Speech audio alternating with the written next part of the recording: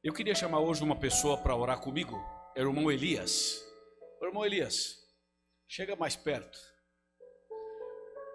Ontem eu chamei aqui uma outra pessoa para orar comigo e hoje é a vez do irmão Elias. O irmão Elias vai se batizar amanhã cedo e tem esse nome poderoso. Ele e a esposa vão se batizar juntos amanhã cedo. Só que hoje ele está de aniversário. Então, o aniversário seu vai continuar no batismo, vai continuar o sábado todo, né? Mas a gente não pode perder esse momento, né? O presente vem amanhã, né? Amém? Amanhã é o presente. É o presente. Entendeu? Tudo que eu tenho não me importa. Vai me importar o que eu vou ganhar amanhã. Entendeu? Uau! Isso é um poderoso testemunho, hein? Amém? E nós queremos já orar pelo seu aniversário, já para começar a receber o presente, né?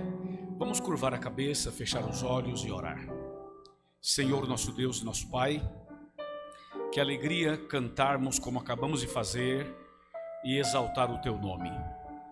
Que alegria, Senhor, estarmos na Tua casa para meditar na Tua palavra.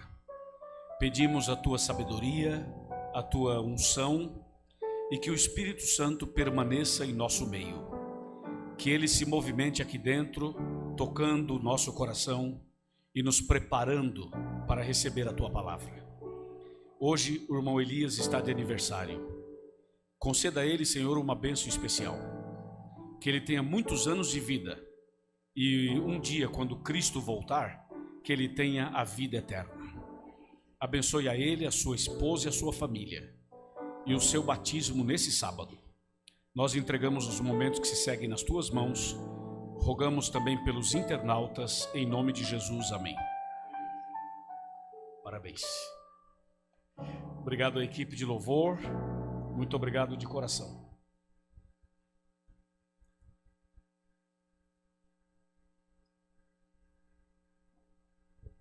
Boa noite a todos, sejam muito bem-vindos, feliz sábado, depois do pôr do sol, biblicamente falando, já terminou a sexta-feira e já começou o sábado. Por isso que nós desejamos um feliz sábado, entre aspas, na sexta-feira, porque já começou o sábado, né? Sejam todos muito bem-vindos, que a paz do Senhor esteja conosco. Amém? O pastor Elias está aqui, que é outro Elias. Pastor Elias, levanta a mão, pastor Elias. Oh, tá na galeria. Tudo bem, meu amigo? Seja muito bem-vindo, pastor. Eu sei que o senhor é um pastor também, é o tio, né, da pessoa que vai se batizar hoje. É um prazer recebê-lo aqui com a sua família, tá bom? Deus abençoe o senhor. Obrigado. Puxa, hoje eu tô com bastante água aqui, olha. E essa água aqui acho que é especial, né, Luciana? Essa aqui é especial. Obrigado. De coração. Gente, é o seguinte. Nós vamos agora abrir a Bíblia para o tema de hoje. Vamos direto ao assunto. O pastor já falou sobre os cartões. Nós já temos aqui todas as informações apresentadas e vamos direto ao tema da palavra de Deus. Eu quero convidá-los a abrirem suas Bíblias comigo na segunda carta de Paulo a Timóteo. Segundo livro de Timóteo, capítulo 4, versículos 6 e 7. Repetindo, 2 Timóteo, capítulo 4, versos 6 e 7. Vamos aguardar que todos abram a Bíblia. Eu estava procurando o Wesley. Wesley, tá tudo bem, meu amigo? Saudade de você, viu? Já falei com a sua digníssima, com o seu filhão. Tamo junto aí. Obrigado, viu, por ter vindo. 2 Timóteo, capítulo 4, de 6 a 8. Vamos aguardar um pouquinho para todo mundo localizar. E a nossa equipe de mídia ainda coloca ali na tela para facilitar para aqueles que preferem olhar o texto eletrônico. Tá tudo certo. Repetindo, 2 Timóteo 4, de 6 a 8, o tema de hoje, vocês viram nas minhas redes, é sobre um encontro transformador. Diz assim a palavra do Senhor: quanto a mim, já estou sendo oferecido por libação, e o tempo da minha partida é chegado. Combati o bom combate, completei a carreira e guardei a fé. Já agora, a coroa da justiça me está guardada, a qual o Senhor, reto juiz, me dará naquele dia, e não somente a mim, mas também a todos quantos amam a sua vinda. Até aqui. Nós vamos já emendar e ler um outro texto. E depois, com os dois textos, nós vamos meditar, tá bom?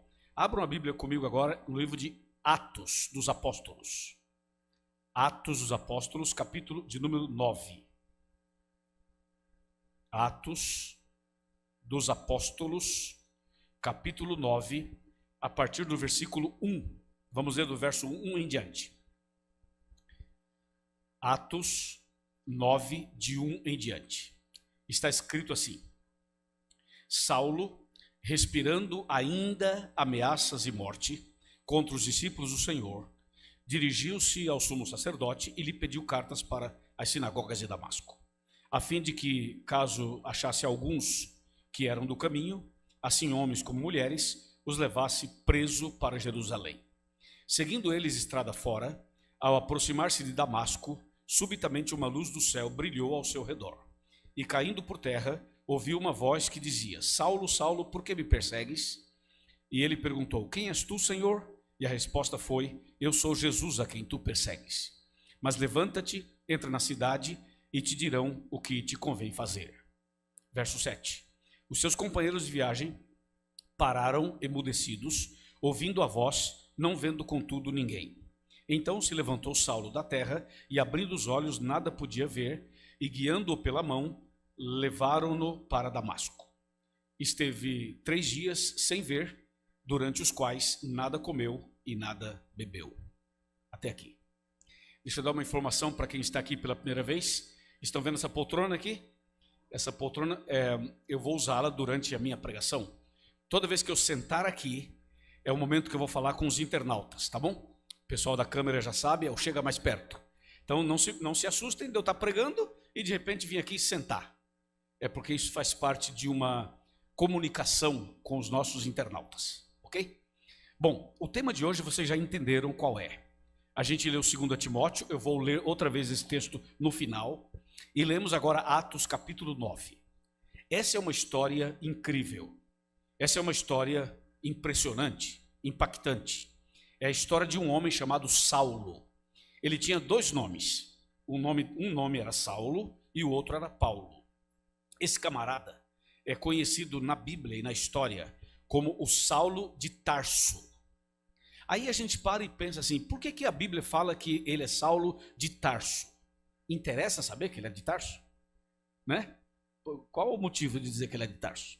É como se falássemos assim: é Saulo de Niterói, ou é Saulo de São Paulo, ou é Saulo, sei lá, de Penedo, não sei o quê. Por que não fala que Isaías é Isaías da cidade tal? Por que não fala que Oséias é Oséias da cidade tal? Por que não fala que Pedro é Pedro da cidade tal? Não fala. Mas quando fala de Saulo, fala: é Saulo de onde?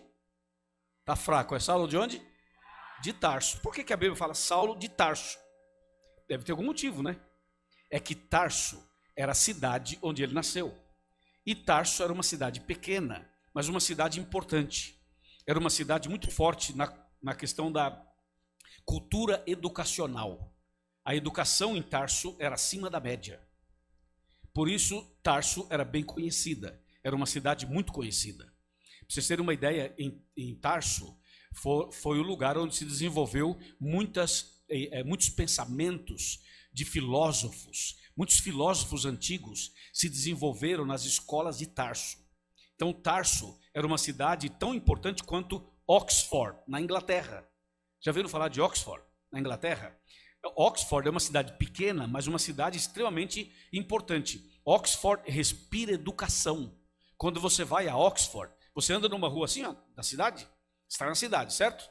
Aí você vira uma esquina, está dentro da universidade. Andou um bocadinho mais, está na cidade de novo. Virou a esquina de novo, está na biblioteca da cidade. Ou seja, cidade e universidade se misturam. Para você ter uma ideia que é uma cidade que respira educação o tempo todo. Assim acontece com Harvard, por exemplo. Você vai em Harvard, é a mesma coisa. Você entra na universidade, está na universidade. Virou a esquina, já está na cidade. Virou outra esquina, um restaurante. Outra é um shopping, outra é não sei o quê. Então, é uma região muito forte na educação. E nós estamos aqui numa igreja que tem uma escola aqui do lado, ok? Essa escola aqui do lado é uma escola adventista. Essa igreja também respira educação. A educação faz parte da nossa história. O adventista é muito focado na educação, estuda muito, pesquisa muito e cuida da saúde, etc. e tal. Vocês sabem o foco da igreja adventista. É uma estrutura muito séria que nós temos de ensinamento daquilo que é elementar, daquilo que é fundamental para uma vida melhor, uma vida de sucesso, uma vida abençoada. Assim era Tarso, uma cidade extremamente forte na educação. E Saulo nasceu lá. Então era o Saulo da onde? De Tarso. Não é qualquer coisa não, rapaz, é de Tarso. O homem é de lá, certo? E não é só isso. Lá, quando Saulo estudou, ele estudou aos pés de um camarada chamado como? Gamaliel. Por que a Bíblia também fala desse tal desse Gamaliel? Porque o Gamaliel era aquele mestre. Sabe aquela escola que você estuda ou estudou e que tem um professor que todo mundo admira? Não tem? Não tem aquele mestre, aquele doutor que quando o cara entra assim para dar uma palestra, todo mundo faz assim. Entrou o cara. Aí os alunos param, todo mundo para. Ninguém fala nada, porque esse cara, quando ele abre a boca, troveja, não é? Então, Gamaliel era assim. E Saulo foi aluno dele. É como se Saulo tivesse chamado Gamaliel para ser o seu orientador de teses. Entendeu? Um negócio de alto nível acadêmico. E Saulo, portanto, era de Tarso, estudou aos pés de Gamaliel, e tem um elemento interessante. Vocês sabem quantos idiomas Saulo falava? 5.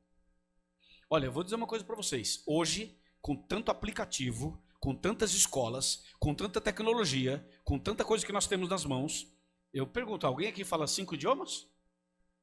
Pode ser que tenha 1 ou 2 aí, mas eu acho meio difícil. Então você imagina, agora estou falando daquele tempo, tempos bíblicos, que não tinha nada do que tem hoje. E o camarada falava simplesmente 5 idiomas. O que vocês acham? Não é fraco não, né? Era uma pessoa extremamente culta, inteligente. Entenderam o que é o Saulo de Tarso? É isso aí, ó. É o Saulo de Tarso. Aí, além de falar 5 idiomas, ser um poliglota, um cara bem preparado, além de tudo isso, esse homem era um homem religioso.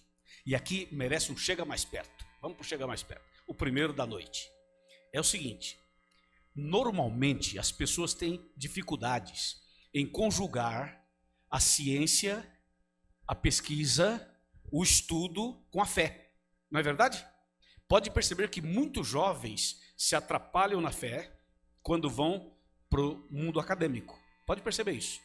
Aí começa a questionar a Bíblia, duvidar do que a Bíblia fala, começa a achar que a igreja é uma coisa já meio que ultrapassada, que quem frequenta aqui é porque não tem uma capacidade intelectual muito grande, é porque não tem uma formação acadêmica acima da média, por isso que está na igreja, porque se estudasse não estaria. Não tem essa dificuldade de conjugar a ciência, a pesquisa, o estudo com a fé? Tem essa dificuldade. Pois é, então aqui vai uma quebra de paradigmas. Atenção, internautas, pessoal da galeria, aqui vai uma quebra de paradigmas. Saulo era tudo o que eu falei, 5 idiomas, poliglota, estudou aos pés de Gamaliel, era de Tarso, era um camarada acima da média, ninguém vencia o cara no debate, hein? Ninguém vencia não, ele era bom no negócio mesmo, e além disso era religioso, era temente a Deus, era judeu, tinha o judaísmo como sua religião base. Aí, dá ou não dá para fazer as duas coisas? Dá. Perfeito ele não era, que eu vou contar uns negócios dele agora também aqui, que complicou um pouco, complicou a vida do camarada, mas depois no final deu certo, entendeu? Mas veja, perfeito ele não era, eu não sou, você não é, ninguém é, mas que dá para conciliar a fé com a religião, sim, dá, com certeza. Aliás, quem estudar a Bíblia profundamente vai entender que a ciência e a religião não se contradizem, ao contrário, elas se complementam e se fortalecem, amém? Então aí, o Saulo de Tarso era esse homem religioso, sabe? Com princípios fortes, bem estabelecidos. Só que ele, como era um homem de uma cabeça acadêmica, que não aceita qualquer coisa de qualquer jeito, quer pesquisar, quer ter base para crer ou não crer e tal, ele ouviu falar do cristianismo. O cristianismo estava começando. A história de Cristo, as mensagens de Cristo, estava começando naquele tempo. E Saulo resolveu estudar o cristianismo, e depois de analisar, estudar o cristianismo, ele ficou impactado. E ele falou assim, que religião é essa? Ele pensou, isso aqui é algo muito, muito profundo, pensou ele. E ele pensou, se essa mensagem chegar a todo mundo, nós, judeus, vamos ter problemas. O cristianismo vai dominar, vai engolir tudo. Ele estava certo. E ele pensou assim, nós não podemos deixar. Não podemos deixar essa nova religião dominar. E ele começou a trabalhar contra o cristianismo, para o cristianismo não crescer. Mas a ideia dele era uma ideia boa, ele não tinha uma ideia má. A intenção dele era, eu vou proteger a minha fé, a minha religião, os meus princípios. Então ele lutou contra o cristianismo, pensando que estava cuidando da sua fé. Deu para entender? Essa era a intenção básica dele. Então, Saulo, ele foi pessoalmente combater o cristianismo, impedir o crescimento do cristianismo. O trabalho que ele fez. E aí, ele chegou num ponto que o que ele pensava que era um favor para a sua fé, se tornou uma perseguição aos cristãos. E ele passou a ser um perseguidor dos cristãos. Chegou um ponto que ele não conseguia mais, na base dos argumentos, e foi para a perseguição. E a Bíblia registra alguns momentos tensos em que Saulo coordenou perseguições. Veja, um dos momentos, está em Atos também, é aquele momento em que Estevão foi apedrejado, insultado, depois apedrejado, depois morto. E a Bíblia fala que quem consentia, isto é, quem coordenava, quem administrava esse massacre, foi Saulo. Então o que aconteceu? Estevão era um cristão, era um servo de Cristo. E Estevão era uma pessoa fiel a Cristo. E eles pegaram Estevão e pressionaram Estevão e falaram assim, abandona a tua fé, abandona esse negócio de cristianismo. E Estevão não abandonou. E Estevão foi pressionado, foi perseguido, foi colocado numa roda, num círculo, e em volta dele aqueles homens, aqueles rapazes, liderados por Saulo, e ele foi pressionado para negar sua fé, abandonar a sua fé cristã. E Estevão não abriu mão. Então eles falaram o seguinte, já que você não abre mão, nós vamos matar você, você vai ser apedrejado. E eu quero ver se você se o seu Deus vai livrar você. E eles então pegaram pedras para apedrejarem a Estevão. E sabe o que aconteceu? Quando eles foram apedrejar Estevão, botaram Estevão no meio, na roda, Estevão ajoelhou, e Estevão falou assim, espera um pouco, antes que vocês me matem, deixa eu fazer uma oração. E Estevão falava palavras sobre Cristo, e fez uma oração, e na hora da oração ele teve uma visão, e ele viu Cristo no céu, intercedendo por ele e pela humanidade. E ele falava e orava. E a oração dele foi uma oração impressionante. A Bíblia registra a oração de Estevão. Estevão orou assim, Senhor Deus, não lhes imputes este pecado.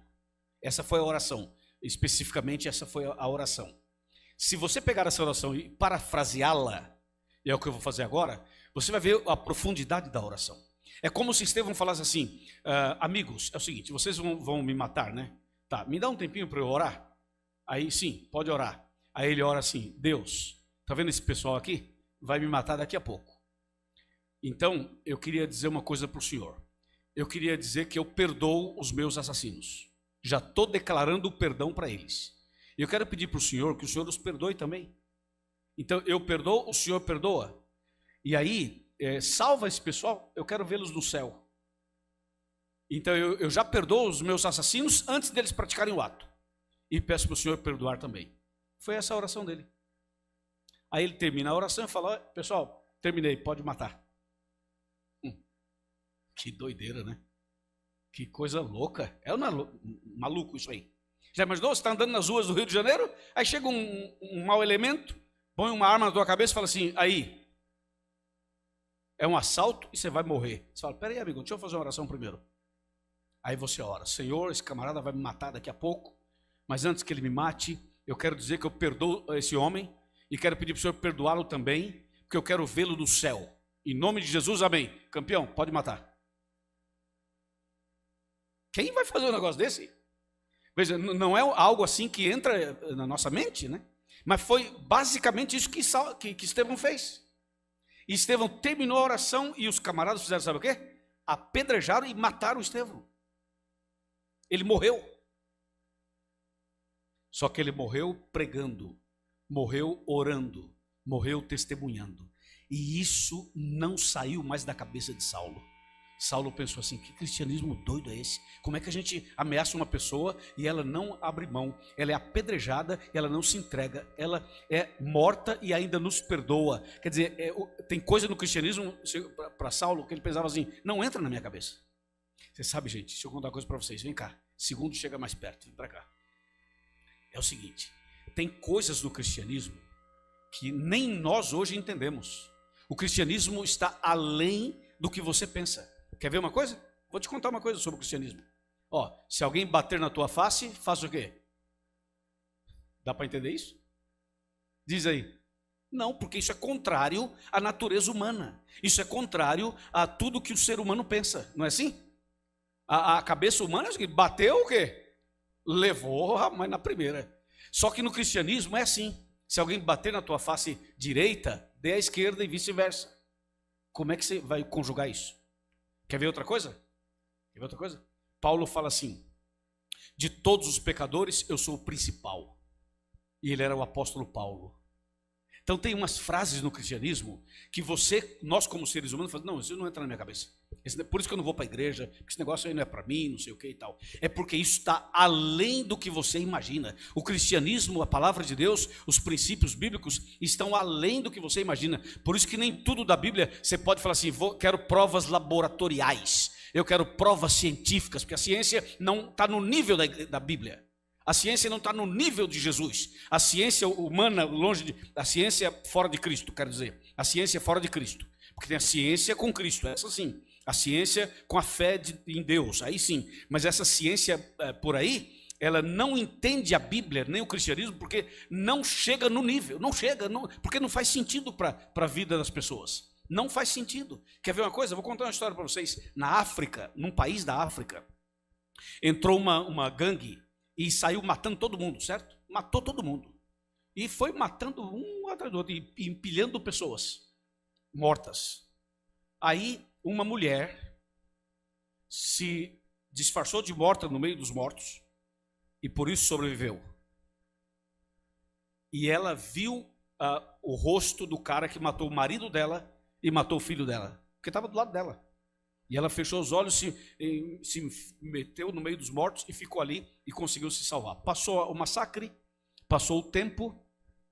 Um dia, essa mulher que é cristã, que é adventista, ela é adventista. Um dia, essa mulher passou o tempo, sofreu muito, perdeu toda a família, perdeu o marido, tudo.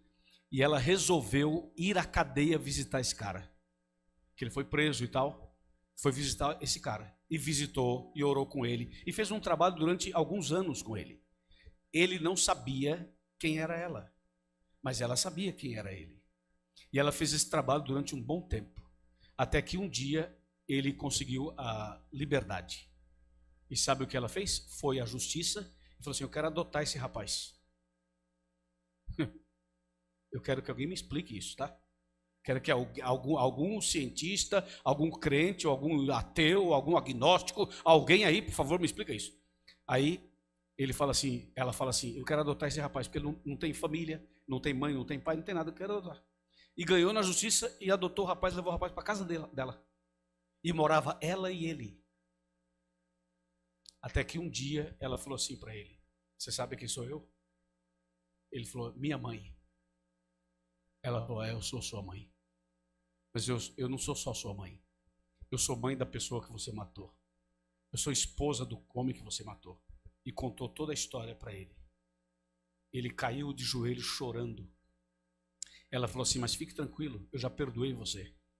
Todo o trabalho que eu fiz por você na cadeia foi para perdoar você. E foi para também perdoar a mim mesma. E o rapaz passou a morar com ela. Ela adotou como filho. Dá para explicar aí? Não? Não dá. Isso chama milagre. Isso é um milagre.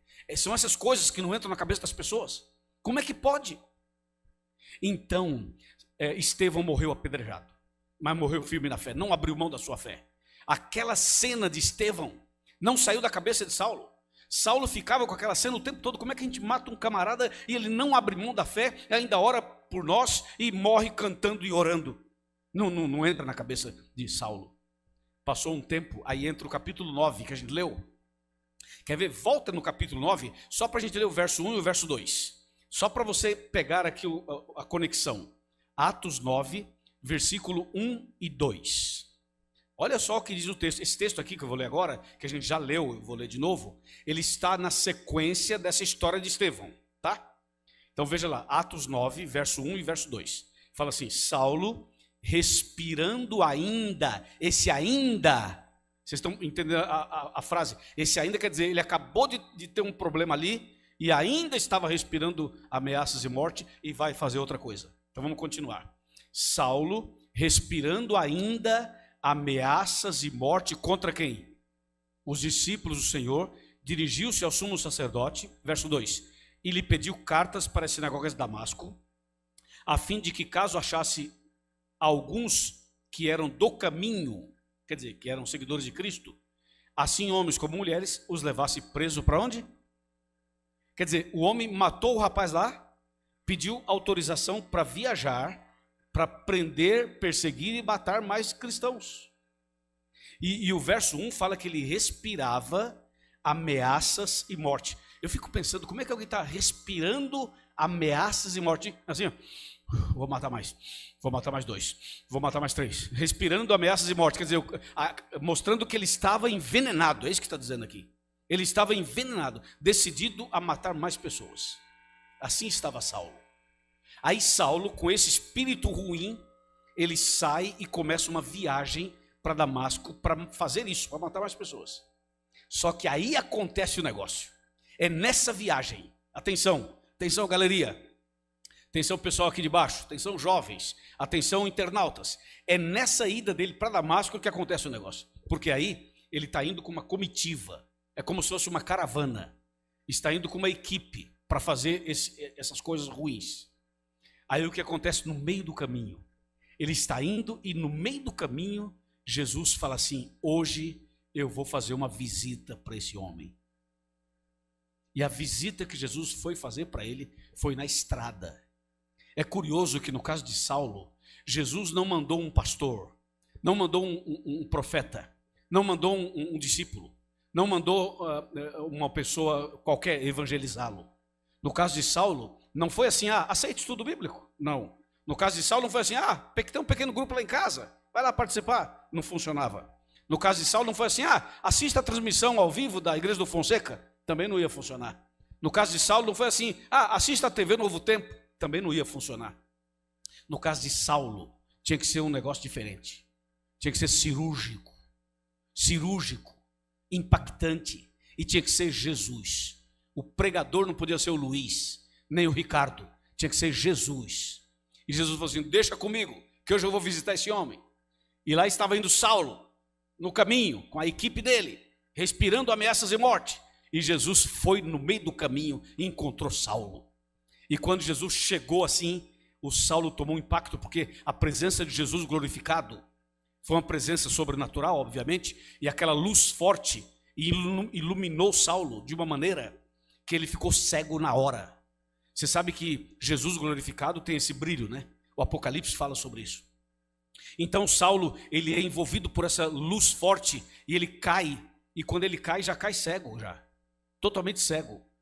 E ele, não vendo mais nada, ele escuta uma voz. E a voz dizia assim: Saulo, Saulo, por que você me persegue? E Saulo, não vendo ninguém, fala assim: quem está falando? E a voz fala assim: eu sou Jesus a quem você persegue.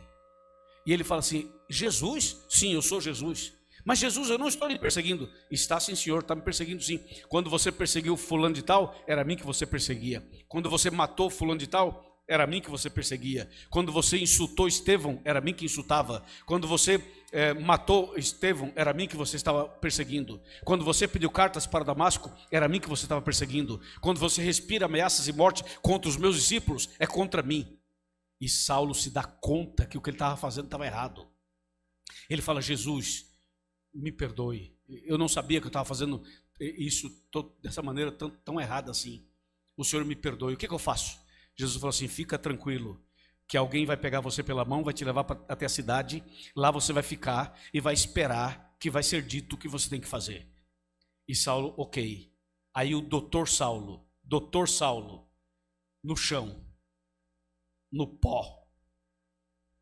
Sabe que tem gente que só vai se converter quando beijar a lona, né? Só quando cair de boca no pó.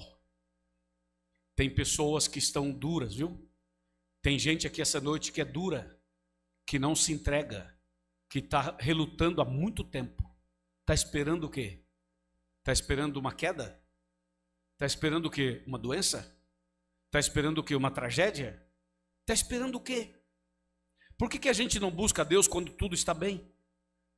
A gente busca Deus normalmente quando as coisas estão complicadas. Saulo, doutor Saulo, poliglota Saulo, de Tarso, estudou aos pés de Gamaliel, agora estava ali, prostrado, estava ali, quebrantado. Jesus se encontrou com ele, Jesus falou ao coração dele, Jesus entrou na vida dele, Jesus converteu ele. A conversão de Saulo foi naquele dia, a conversão de Saulo foi ali no caminho de Damasco. Não começou ali, mas ali foi o auge, o encontro dele com Jesus. Aquele foi o encontro transformador. E eu espero que essa noite, nesta igreja, neste lugar, nesse celular, nesse computador, nessa internet, aqui nesse lugar, nesse ambiente, na galeria, aqui embaixo, onde quer que você esteja sentado, eu espero que essa noite, esse lugar se torne o caminho de Damasco, e que essa noite Jesus apareça para você aqui dentro, e que você caia com a boca no pó, e que você se quebrante aos pés de Cristo Jesus, e que você saia daqui hoje um novo homem, uma nova mulher, pela graça de Deus. Quem crê, diga amém. Foi Saulo que viveu essa experiência, o homem que era duro demais. Agora tem uma coisa, hein? Jesus foi pessoalmente atender esse camarada. Você sabe que tem pessoas que não adianta a gente ir para os métodos convencionais. Tem que acontecer algo sobrenatural. Se não acontecer, a pessoa não vai. E eu já vi casos assim, e acho que alguns aqui, ou vocês todos, já viram alguma coisa parecida por aí. Pois saiba que Deus é tão misericordioso que Ele faz o sobrenatural quando necessário para nos salvar. Mas não brinca, viu? Não fica brincando, não fica prolongando, não fica postergando, não fica. Não deixa para depois. Tem coisas que o pastor Ricardo e eu conversamos durante a semana e ficamos pensando, como é que pode, rapaz? A pessoa pode decidir, por que não decide? É ou não é? A pessoa pode se entregar, por que não se entrega? Essas são coisas que a gente fica em oração para Deus operar e fazer o milagre. Escute uma coisa, você sabe o que foi que realmente impressionou Saulo para sua conversão? Porque a conversão foi ali, mas o processo começou antes. Mas o ponto da virada de Saulo, sabe onde foi? A oração de quem? De Estevão. Gente do céu, atenção mães, atenção pais, nós que temos filhos, você que tem família, ou você que é sozinho, não tem problema. Quando você ora de forma intercessora por alguém, essa oração tem um poder que no grego fala dínamo, é um poder de dinamite, dá para entender? Dinamite. Então a oração intercessora, ela arrebenta o Satanás no meio, entendeu? A oração intercessora é um negócio extraordinário. Por isso você não pare de orar. Ah, mas Deus não me responde, continue orando. Ah, mas não vi resposta ainda, continue orando. Ah, mas não senti nada, continue orando. Sentindo ou não sentindo, respondendo ou não respondendo, não importa, continue orando, vai orando, vai orando, vai orando. Não para de orar, porque a oração é o segredo. Você viu o que Estevão fez? Estevão orou e perdoou. Eu preciso que você entenda isso. É preciso orar e perdoar. Quando você oferece o perdão, você recebe o perdão. Quando você estende a mão, você recebe a mão estendida. Quando você ajuda alguém, você é ajudado. Quando você evangeliza, você é evangelizado. Quando você perdoa, você é perdoado. É um processo bíblico. Então, meus irmãos queridos, não esqueçam que o perdão de Estevão, a oração de Estevão, a fidelidade de Estevão impactou Saulo. Porque Saulo pensou, isso não é possível. E aquilo ficou, o Espírito Santo pegou aquilo e começou a trabalhar na cabeça de Saulo, no coração de Saulo, de tal maneira que quando Saulo foi impactado por Jesus, ele só lembrava de Estevão. E tem uma coisa incrível. Vamos chegar mais perto aqui, especial. Tem uma coisa incrível, emocionante. Preparem-se para ouvir uma coisa emocionante. Quando Jesus voltar, haverá uma cena incrível. Porque Saulo já morreu, Estevão também já morreu, os dois já morreram. E quando Estevão morreu, Saulo não estava convertido ainda. Portanto, Estevão não viu a conversão de Saulo. E agora os dois estão mortos, esperando a ressurreição na volta de Cristo. E imagina esse dia, imagina esse momento, quando Jesus aparecer nas nuvens dos céus e ressuscitar os seus filhos. E aí Saulo de Tarso, Paulo, se levanta. Aí Estevão também se levanta. Ah, eu quero ver essa cena. Eu quero estar lá para ver essa cena.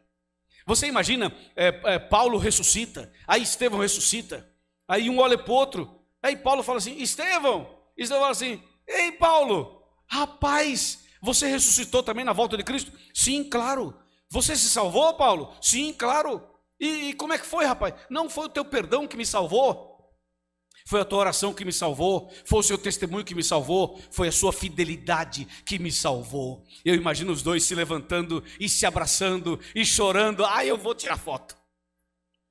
Claro que não vai dar para tirar foto, é só uma linguagem nossa aqui, do dia a dia. Mas você pensa numa cena como essa, meu amigo. E isso vai se repetir, não apenas na história deles, vai se repetir em muitas outras famílias. Aquela mãe, olhem para mim, pessoal, as mães, atenção às mães e os pais, atenção, aquela mãe que orou pelo seu filho a vida inteira. E os filhos não aceitaram, a mãe morreu, e os filhos não se entregaram, entendeu? O papai morreu e os filhos não se entregaram. Parece que a oração do pai e da mãe não foi ouvida, né? Parece, não parece? Só parece. Porque Deus ouve as orações. E na manhã da ressurreição, você vai ver a mamãe abraçando os seus filhos. Você vai ver o papai abraçando os seus filhos. E você vai ver os filhos dizendo assim, mãe, obrigado porque você orou por mim. Obrigado, papai, porque você orou por mim. Obrigado, meu tio, meu avô, minha avó, meu amigo, minha amiga. Você vai ver essa cena de Paulo e de Estevão se repetir aos montes na manhã da ressurreição. Por isso, não desista nunca, não desanime nunca, não pare de orar nunca. Continue, porque Deus está fazendo uma obra extraordinária em você e através de você. Saulo se converteu, se tornou um seguidor, um servo de Cristo, foi batizado, se tornou o grande apóstolo Paulo, ok? O grande apóstolo Paulo escreveu 14 livros da Bíblia, meus amigos. Os livros mais complexos da Bíblia foram escritos por Paulo. Ele tinha um preparo acadêmico, como vocês sabem, e aí imagina um homem bem preparado e batizado com o Espírito Santo. Já é preparado, e agora cheio do Espírito Santo, ninguém segura. Escreveu 14 livros.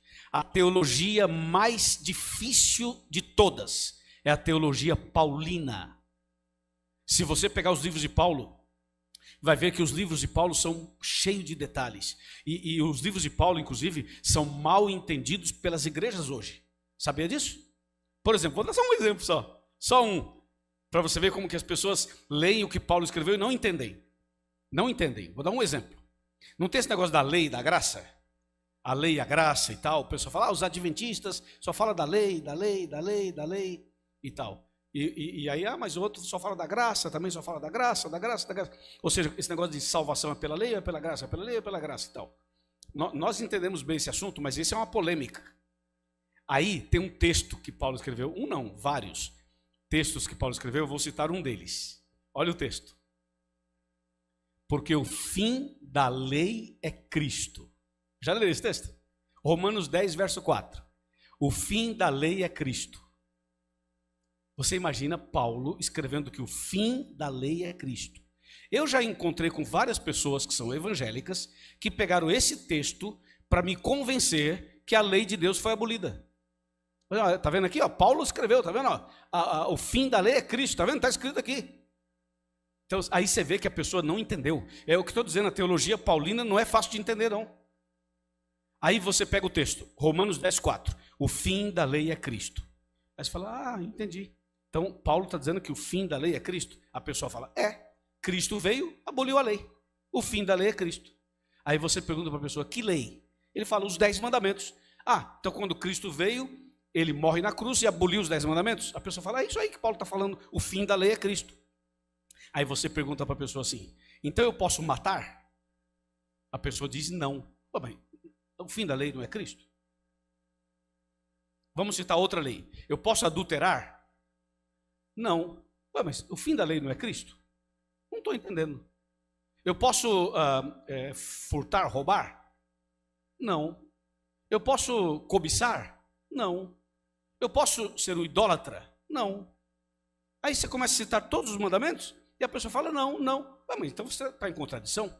Porque se Paulo fala que o fim da lei é Cristo, eu estou citando mandamentos dessa lei e você está me dizendo que não foi abolida. E você está em contradição, porque você está me dizendo que Paulo escreveu aos Romanos que o fim da lei é Cristo. E aí, eu citei vários mandamentos e você disse que precisa ser guardado. Então a lei não acabou, né? Aí quando você aperta, ele vai resumir tudo o que ele quer dizer em um mandamento só. Que é o quarto mandamento que fala do sábado. Se aperta, ele fala, não, tem que guardar. E quando chega no sábado, aí ele fala assim, não, é o sábado que foi abolido. Mas Paulo não está falando isso. Paulo fala assim, o fim da lei é Cristo. É assim que está escrito. Aí, você pega o próprio Paulo, esse texto está em Romanos 10:4. Você vai em Romanos 10:13, Romanos 3:31, Romanos 7:7. Sabe o que Paulo fala no mesmo Romanos? Ele fala assim, que pecado é a transgressão da lei. E ele fala assim, os simples ouvidores da lei não são justos diante de Deus, mas os que praticam a lei serão justificados. Ele fala assim, anulamos a lei pela fé? Não, guardamos a lei. Então Paulo, ele está exaltando a lei e não indo contra a lei. E aí você fala assim, então como é que explica Romanos 10:4? O fim da lei é Cristo. Aí você vai analisar no grego e você vai descobrir, sabe o quê? Esse fim, quando ele fala o fim da lei é Cristo, esse fim não é fim de ponto final, fim de que acabou. É fim de finalidade. É fim de propósito, de objetivo. Ou seja, qual é o objetivo da lei? Levar você a Jesus. O fim da lei, a finalidade da lei é Cristo. É como se eu falasse assim, você veio à igreja hoje com que fim? Eu vim hoje a fim de adorar a Deus, estudar a Bíblia e me preparar para o céu. Esse é o fim, é a finalidade que trouxe você aqui. Amém? Percebeu como um texto mal entendido vira uma confusão? Então Paulo se converteu naquele dia. E Paulo escreveu 14 livros da Bíblia. E Paulo foi usado poderosamente por Deus. E se tornou um tremendo servo de Deus. Maior pregador do Novo Testamento, maior plantador de igrejas do Novo Testamento, maior evangelista do Novo Testamento, maior teólogo do Novo Testamento, maior escritor da Bíblia da história é ele. E esse homem era perseguidor e se tornou agora um servo fiel de Cristo Jesus. Louvado seja Deus. Mas chegou um dia em que esse homem percebeu que a coisa estava ficando feia para o lado dele. Paulo começou a ser perseguido agora. Ele que perseguia, agora estava sendo perseguido. Perseguiram Paulo, ele passou por várias perseguições, por várias pressões, várias ameaças, e finalmente prenderam Paulo. Ele foi preso mais de uma vez, mas finalmente prenderam Paulo e falaram assim, é o seguinte, você vai ser morto. Chegaram para ele um dia, ele estava na prisão, e falaram assim, Paulo, eu vim aqui te dar um recado. Amanhã, 15h, nós vamos matar você. Você será decapitado. Fizeram com ele o que ele fez com Estevão. Aí Paulo fez o que Estevão fez. Falou assim, antes de eu morrer, eu tenho que falar umas coisas. Olha que bonito isso. Antes que me matem, eu preciso dizer umas palavras. E eu vou ler agora as palavras finais de Paulo. E com isso a gente finaliza. Voltemos para 2 Timóteo 4, de 6 a 8. Foi quando a gente leu para começar, lembra? A gente vai ler para terminar. 2 Timóteo 4, de 6 a 8. Olha isso. Agora você vai ver que esse texto vai ter um sabor, um significado diferente para nós. Paulo avisado, comunicado de que ele seria morto. Aí ele faz a declaração, como fez Estevão. Olha o que ele fala. Quanto a mim, já estou sendo oferecido por libação. E o tempo da minha partida, isto é, da minha morte, é chegado. Combati o bom combate. Completei a carreira e guardei a fé. Já agora a coroa da justiça me está guardada, a qual o Senhor reto juiz me dará naquele dia. E não somente a mim, mas também a todos quantos amam a sua vinda.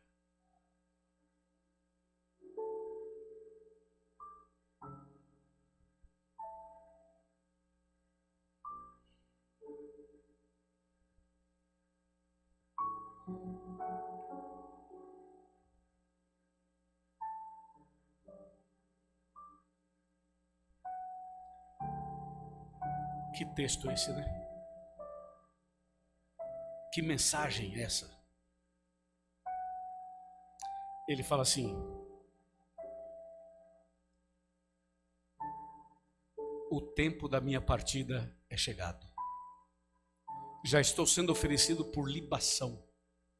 Vão me matar. Eu sei que vão me matar. O que você faria se você soubesse que fosse morrer em poucos dias? Qual seria a sua reação?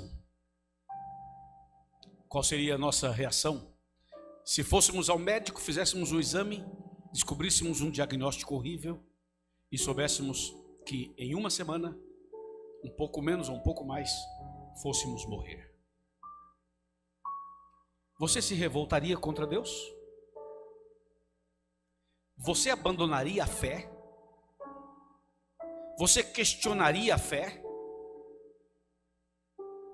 Ou você faria o que Estevão fez e o que Paulo fez? O que Paulo fez? Já estou sendo oferecido por libação. E a minha morte chegou. Mas antes que eu morra, eu quero declarar. E quero que minha declaração seja lida em Niterói.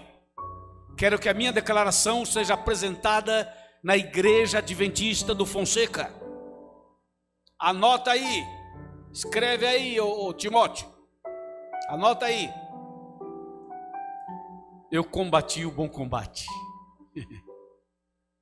Todos temos nossos combates. Todos temos nossas lutas. Todos temos nossas batalhas. Vocês têm o combate de vocês, eu tenho os meus combates. Sabe como é que você combate o bom combate? É de joelhos no chão. Paulo disse: eu combati o bom combate. Vamos aprender, meus irmãos, a combater o bom combate em oração. Não desista nunca.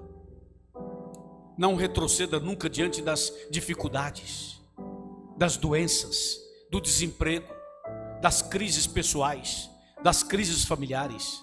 Não desista nunca de Jesus. Continua com Ele. Combata o bom combate em oração. Paulo disse: eu combati o bom combate. E quero fazer uma segunda declaração, diz Paulo. Completei a carreira. Terminei a carreira. O que é carreira? É a caminhada. Ele completou a sua caminhada. Ele cumpriu a missão. Meus irmãos desta igreja, meus irmãos da internet, pelo amor de Deus, vamos completar a carreira. Por favor, não desista. Eu sei que alguns aqui já estiveram na igreja e saíram, mas hoje você pode voltar. Hoje você pode recomeçar. Complete a carreira. Termine a carreira. Termine essa caminhada. Não desista agora. Não desista. Não é hora de desistir. Não é hora de retroceder. Jesus está voltando. Os passos dele podemos ouvir. Nós sabemos que esse dia está muito perto. Por favor, termine a carreira. Termine a caminhada. Termine a sua caminhada com Cristo e vai até o final. Amém, irmãos?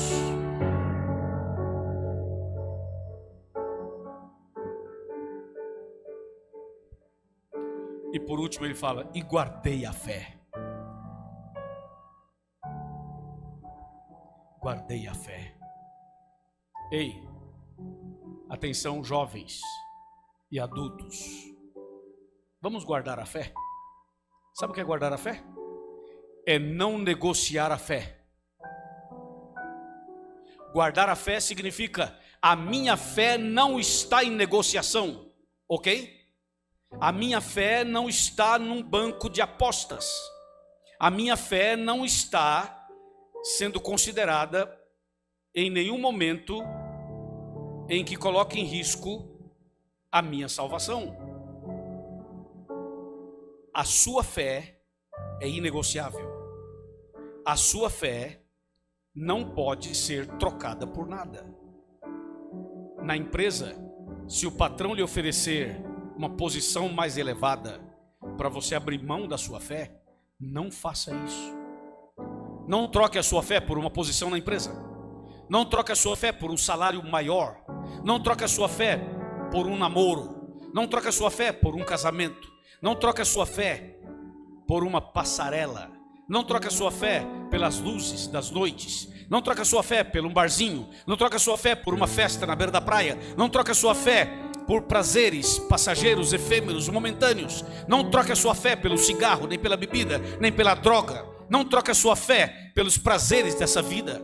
Não troque a sua fé por nada desse mundo. Podem te oferecer muito dinheiro, pode te oferecer a fama, podem te oferecer Paris, pode oferecer Milão para você, pode te levar para o mundo da moda, pode colocar você no pedestal da moda, porque você é uma garota bonita, porque você é um rapaz bonito, porque você é jovem, você tem um futuro maravilhoso, e vem gente e põe dinheiro, injeta dinheiro, e quer comprar você, e quer comprar a tua fé. Não venda a sua fé não está à venda, a sua fé não está em negociação, a sua fé tem que estar firme no Senhor, custe o que custar.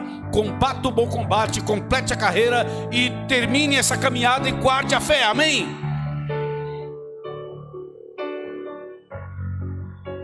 Guarde a fé, não negocie a sua fé.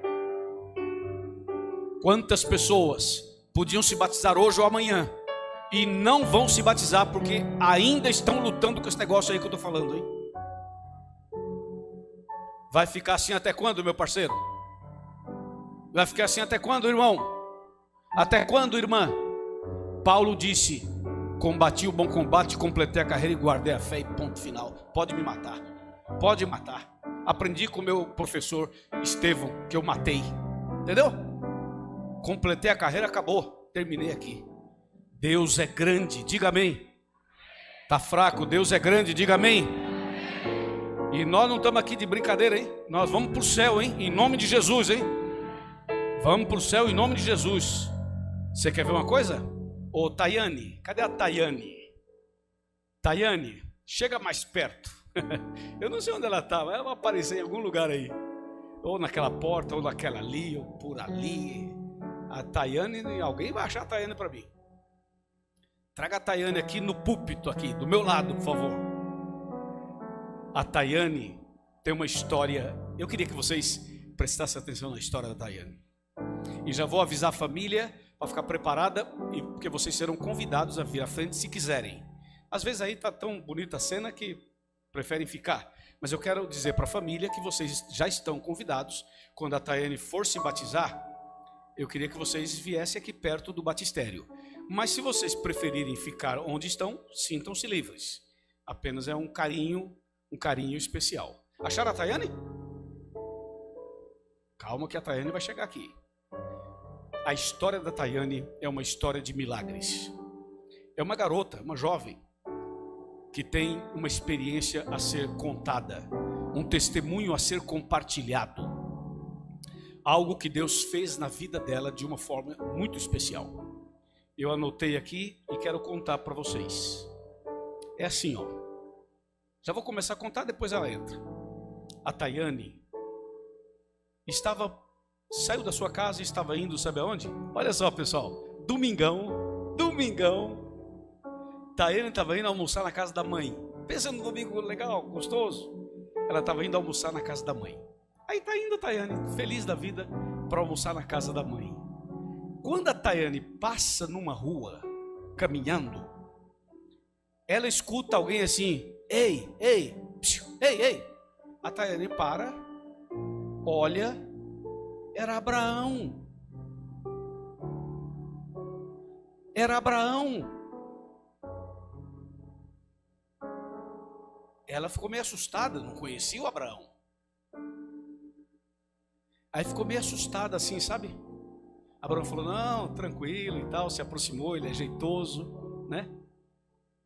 Resultado, Abraão falou assim, ó, tem uma feira de saúde aqui, dos Calebes. Uma feira de saúde dos Calebes, passa lá, você vai gostar. Ela falou, mas eu estou indo almoçar na casa da minha mãe. Não, mas é rapidinho, passa lá. Ah, tá bom. Aí ela mudou a rota, em vez de ir para o almoço, foi para a feira de saúde dos Calebes. Aí foi lá ver uma coisa, ver outra, os remédios naturais, os 8 remédios, ela foi sendo impactada. Aí aparece um rapaz simpático chamado Alex. Alex. Famoso Alex. Aí Alex chega, conversa com ela e fala assim, qual o seu nome? Ela fala, Tayane. Você aceita estudar a Bíblia? Ela começou a chorar. Sabe por quê? Porque alguns meses antes, ela vinha orando para Deus, falou, Deus, o Senhor poderia me conduzir a uma igreja que me ensine a Bíblia? Demais, né? Quando Alex fala assim, você aceita estudar a Bíblia? Ela lembrou das orações, começou a chorar e falou assim, aceito, aceito. E aí começou a fazer estudo bíblico. E foi fazendo estudo bíblico, foi se preparando, foi tirando suas dúvidas. Ela é uma pessoa culta. Culta, falei de um homem culto hoje, não foi? Ela é uma pessoa muito culta. Ela é estatística. Olha a profissão dela, estatística. E ela trabalha como engenheira de dados. É uma estatística e trabalha como engenheira de dados. Então estamos falando, preguei sobre um homem muito culto, e estou falando de uma garota muito culta, que foi encontrada, não no caminho de Damasco, mas no caminho da casa da mãe, no almoço de domingo. Não foi Jesus que foi falar com ela, foi Abraão. Mas amando de Jesus. Depois vem Alex, e aí vai um, aí vai outro, aí vem os Calebes, aí todo mundo abraça, e ela faz uma decisão. Sim, tá tranquilo. Ela faz uma decisão extraordinária. Ela tá trocando a roupa ali, por isso que demorou para vir. E ela faz uma decisão extraordinária. Eu quero pedir a todos que estão com as camisetas dos Calebes que se coloquem em pé. Todos vocês que estão com a camiseta dos Calebes. Eu sei que tem mais Calebes como eu que não estamos com a camiseta. Eu, por exemplo, sou Caleb, né? Caleb, certo? Ó a mão aqui, ó. Mas não estou com a camiseta. Eu estou pedindo para o pessoal que está com a camiseta, que representa todos nós, certo? Todos nós. Eu vou convidar vocês a vir aqui do meu lado, todos os Calebes. Venham aqui no púlpito aqui do meu lado, por favor. Podem subir aqui. E quero aproveitar e convidar para estar aqui conosco o pastor Elias e também a sua mãe Josileia e também o seu tio Ramos. E se o tio Dão estiver aqui, vem também, viu, tio Dão? Se tiver mais algum parente que eu não mencionei aqui, por favor, venha também à frente, juntamente com a família que eu acabei de mencionar. Olha só essa turma bonita aqui na frente. Acharam? Deu certo com a Tayane? Aqui, tem que vir aqui. Deixa eu passar aqui. Só um minutinho aqui. Obrigado. Tayane, vem cá. Eu contei sua história todinha já, viu? Você tá bem? Dá aqui a mão para mim. Pode vir, sua mãe tá aí? Cadê a mamãe dela? Mamãe tá aí? Tá. Vem cá, mamãe, sobe aqui. E ali é o seu tio, né? O pastor Elias. Venha, pastor. Venha para cá, meu amigo. Dá a mão para mim, pastor. Pode deixar que eu seguro, cuido dele. Deixa ele comigo. Tudo bem, meu pastor? Dá um abraço aqui, meu amigo. Seja bem-vindo. Pode ficar aqui pertinho ali, tá bom? Pega na mão dela ali. Mamãe, tudo bem? Deus abençoe, segura na mão da sua filhona aí. Os demais familiares estão aí, os tios? Tio Dão veio? Tá tudo bem aí? Tranquilo? Ok, tranquilo. Obrigado pela presença, hein? E aí, feliz?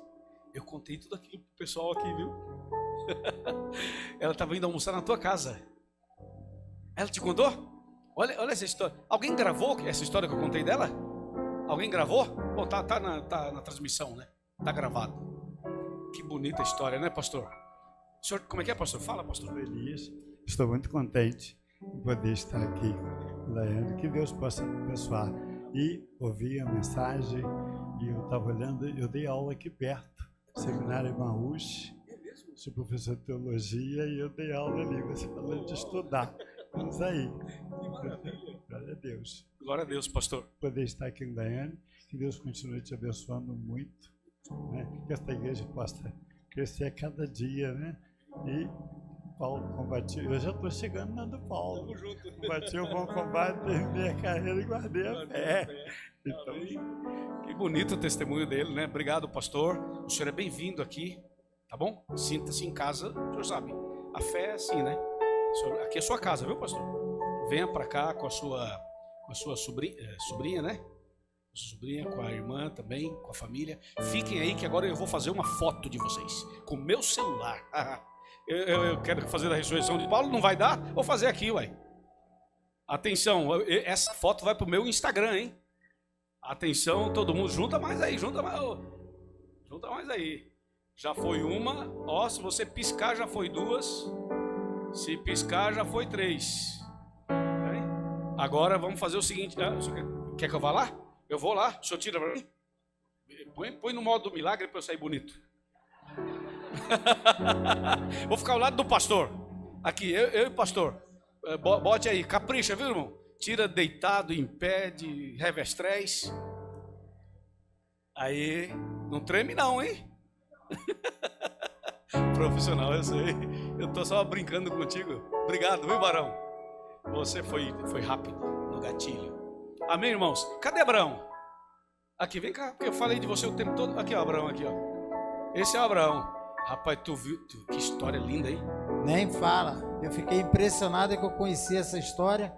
E quando ela é recontada de novo, emociona. Amém. E que os irmãos aí que estão para tomar essa decisão venham combater esse bom combate. Amém. E completar a caminhada. Porque temos irmãos aqui que estão no vale da decisão. E eu creio que nessa noite o Espírito Santo de Deus vai tocar nesses corações para que amanhã eu capriche naquela água morninha ali para vocês. Ali.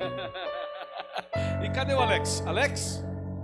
Ô, Alex. Ó, foram esses dois aqui, ó. Viu, irmã? Esses dois, ó. Abraão e Alex. Cumprimenta aqui o pastor, né? Eu já não conhecia ainda o pastor, né? E a mamãe? Já conhecia a mamãe? Vocês? Já conhecia a mamãe. Que beleza, hein? Amém? Vamos fazer o seguinte agora. O Caleb vai ficar tudo aqui, porque nós vamos participar desse batismo, viu, gente? Vai ser um negócio histórico. Você, mamãe, pois não? Não, calma aí. Você, mamãe e o pastor vão levá-la até o batistério, assim, segurando na mão. Tá bom? Pô, ali, aumenta o som aí, pianista. Som de batismo, vai. Pode levar, pode levar. Pastor Ricardo está entrando no batistério. Uma salva de palmas. Mais ânimo, mais ânimo. Mais ânimo. É uma festa. É o batismo da Tayane. É um milagre. É um milagre. Vocês fiquem aí, que nós vamos participar, viu? Pode entrar, pastor Ricardo. Entra, Tayane, por favor. Aí, pode vir, pode chegar. Chega mais perto. Alguém tira umas fotos bem bonitas para nós aí, viu? E manda para mim, hein? Mas manda hoje ainda.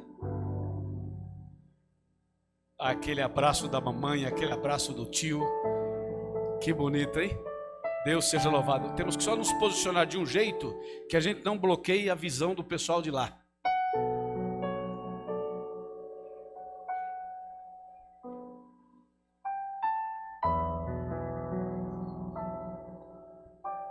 Maravilha.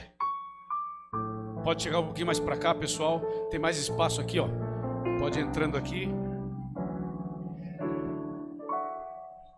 Atenção. Eu seguro o microfone para ele. Pode deixar que eu seguro. Pode deixar que eu seguro. Eu seguro o microfone para o pastor.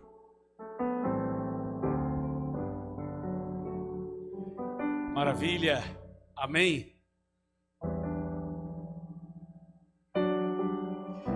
Chegou o momento do novo nascimento dessa filha de Deus. Pessoal, é o seguinte: quando o pastor levantar a mão assim, todos vocês Calebs levantem a mão também, tá? Aí onde vocês estiverem. Pastor, tudo pronto? É com você, meu pastor.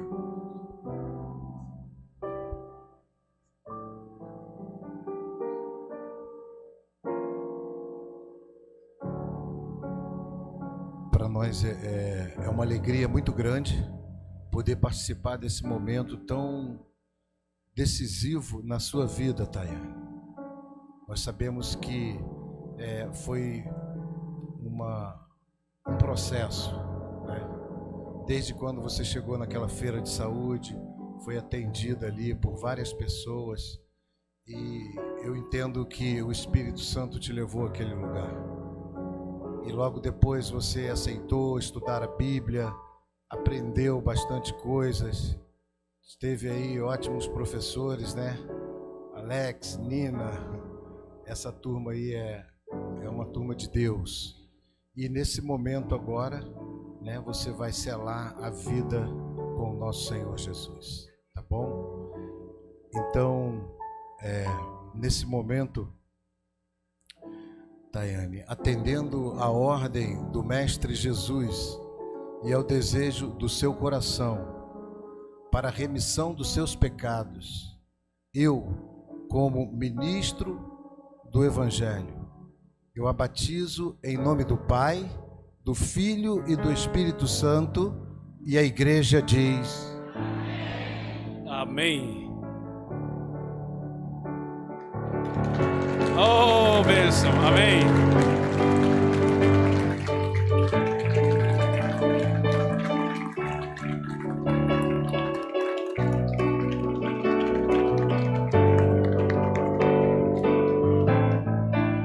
Parabéns para os Calebs, para o trabalho que vocês fizeram pela feira de saúde, né?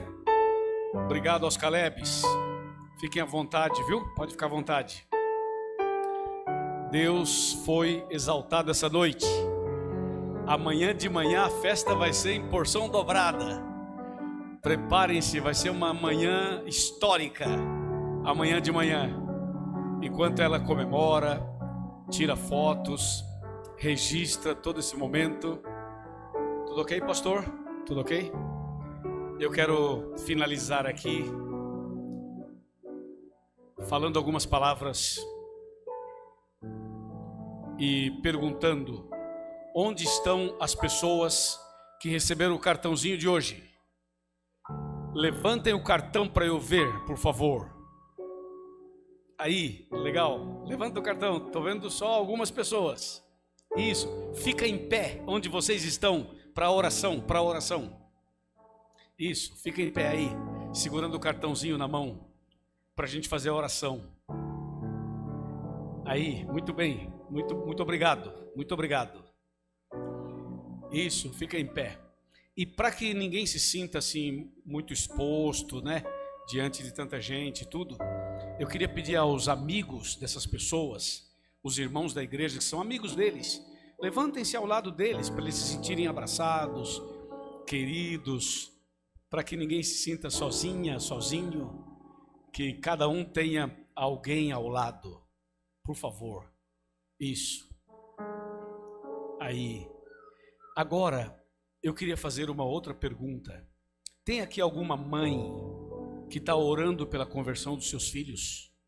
Levanta a mão. Fica em pé, vamos orar juntos? Tem algum pai que está orando pela conversão dos seus filhos? Algum pai? Fica em pé, representando os seus filhos. Tem mais alguém orando pela conversão de alguém da sua família? Tem mais alguém orando? Sim? Porque vamos aproveitar o sermão de hoje, de uma oração intercessora, né? E vamos orar pelos nossos filhos, nossa família e tudo. Então, nesse instante, eu quero convidar para vir aqui à frente as pessoas que possuem esse cartão junto com seus amigos. Venham aqui à frente orar comigo, por favor. Podem vir, saiam daí e venham até aqui à frente. Traga o cartãozinho na mão. Eu peço isso com muito respeito e com muito carinho. Venham aqui à frente. Venha também aqui os anciãos da igreja. Você que é ancião da igreja, venha aqui à frente também. Pode subir aqui se for possível. É possível? Sim, obrigado. Muito obrigado por vocês estarem aqui. Isso. Fiquem aí, nós vamos orar, viu? Obrigado. Venham à frente. Eu queria saber se tem alguma mãe que está orando pelo seu filho, que quer vir aqui orar, vir aqui à frente para eu orar pelos seus filhos. Se quiser vir, venha. Alguma mãe, algum pai que diz assim, ore pelos meus filhos. E aí você quer vir aqui, quer se unir a essas pessoas para a gente orar por seus filhos, por sua família, por seus queridos, né? Nós confiamos na oração, né? Ali, oi, obrigado, viu? Nós confiamos na oração, né? Confiamos no poder da oração.